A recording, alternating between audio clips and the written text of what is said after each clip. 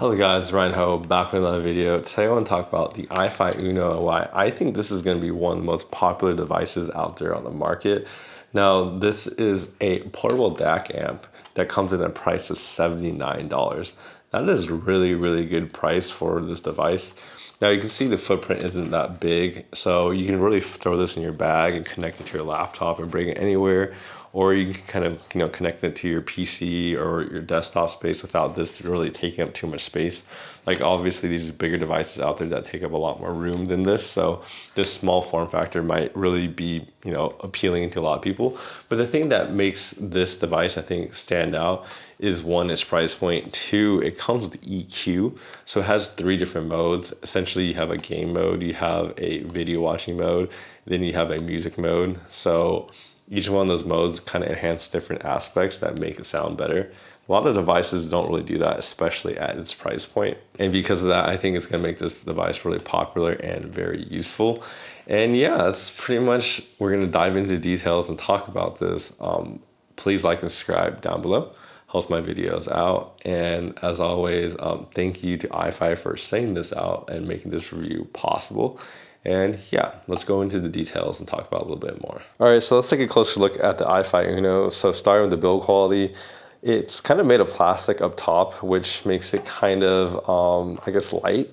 Compared, obviously, at $79, they had to cut something, so the build quality around it kind of, is plastic, versus the front plate is actually metal and the dial is also metal, so that's actually a cool thing that they added that.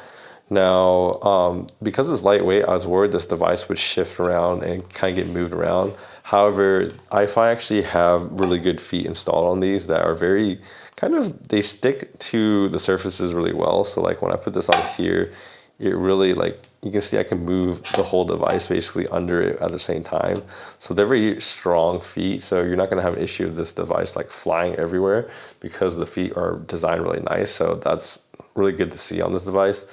This device also comes with, the volume dial is an on and off. So once you turn it, you'll see it turn on with the color.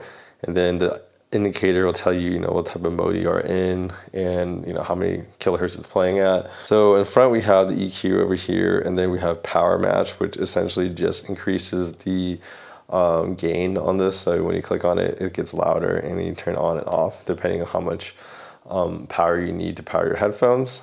And if you're using IEMs, something I noticed about this device as well is this dial, right? This dial turns really nicely, but it's kind of small, right? Like here is the FIO K7 Pro. It's obviously a bigger device, but because it's a bigger device, the volume is just a little bit easier to control versus that. I mean, it's the consequence of having a smaller device. And then over here we have the 3.5 millimeter jack, so it fits any normal headphones in there. So that's nice to see. Taking a look at the back of the device, we have essentially just an RCA to kind of pass your audio and use this as a DAC to RCA, and then you just have your USB-C port right here to power/transfer the music for the device, so pretty simple. So let's talk about the EQ settings. So we have the game mode on the left, movie watching mode in the middle, and then we have music mode on the right.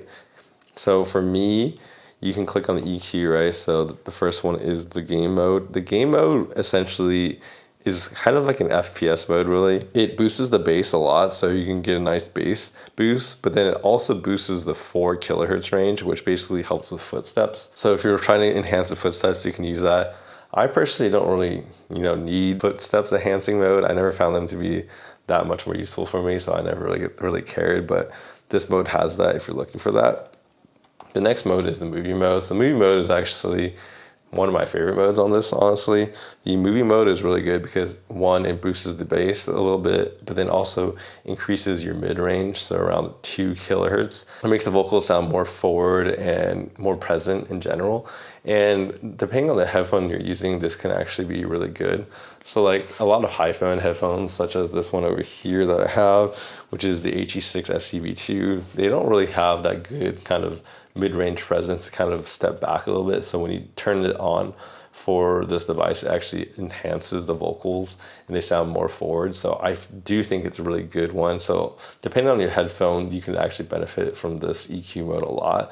So I think that's really cool. So that's definitely one of my favorite kind of EQ settings that you really don't see in other devices.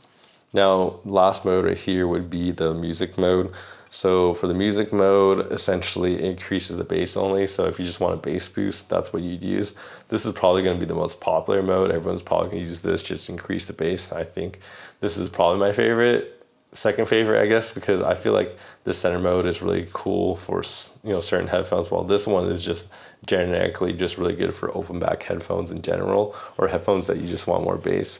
There's a lot of headphones like, you know, this one, this is the HD58X, you know, a lot of times the bass kind of rolls off, and having a bass boot basically kind of fixes that for these type of headphones. So it's a really good mode. And if you just like to listen more bass, then you would just use that too, right? But yeah, honestly, these EQ modes really do enhance the experience. And when it comes to kind of just raw sound quality of this device, it's going to be an upgrade over your conventional, I guess, Apple dongle or your PC. It really is going to be better than that. So if you're looking to just improve your audio experience, I think this is really good. Obviously, there's more expensive devices too that will sound better, like this Ifi K7 Pro. This one kind of sounds a little bit more wider than this, and it sounds a little bit more three-dimensional in my opinion. But obviously, this is more than double the price of the Uno. So Ifi also makes the Ifi Dac V2, but a lot of the more expensive devices also come with more features and more inputs and stuff like that. So if you're looking for that, you can also find that in the more expensive devices. However, in my opinion, the Uno is probably good enough for everybody, because like a lot of times, like I'm only using USB for my audio. It doesn't really matter if there's other inputs, in my opinion. So it's just really what you want and what you're looking for. But for me, the Uno is definitely going to be something that I think everyone's going to like a lot, because a lot of the extra stuff a lot of people don't use. And then we also have the kind of Ifi Go Link right here. So I reviewed this last time. It was a really impressively sounding device. I think the Uno actually sounds slightly better than the Link, not by much. They're mostly the same, honestly. But the Uno just comes with more features than the Link. But obviously they're made for different people. The Link is more for like your mobile devices. This is more for your desktop, right? And because it comes with the EQ settings on top of that, I just think the Uno is better for desktop people, obviously. And it has more features only for $20 more, which is kind of crazy. So yeah. In conclusion, I definitely recommend the Ifi Uno. I think the combination of EQ settings makes this device really special at its price point. And the fact that it's $79, making it very affordable. I think a lot of people will be looking at this as their first Dac Amp. And I think that's really gonna make it stand out and very popular, to be honest.